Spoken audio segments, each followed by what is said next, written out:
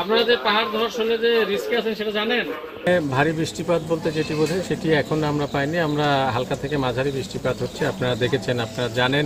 এবং আমরা প্রশাসন হিসেবে প্রশাসনের যারা আছি আমরা প্রত্যেকে হচ্ছে জেলা প্রশাসন, উপজেলা প্রশাসন, আমরা প্রতিটি উপজেলায় আমরা হচ্ছে সতর্ক করেছি এবং প্রতিটি উপজেলায় মাইকিং চলছে।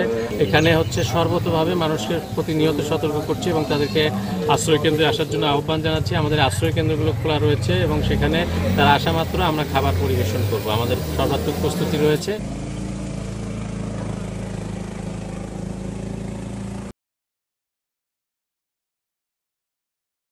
ওয়ালটন এখন দেশের সীমানা পেরিয়ে পৌঁছে গিয়েছে 50টিরও বেশি দেশে। ওয়ালটন, ঘরে ঘরে বিশ্বজুড়ে।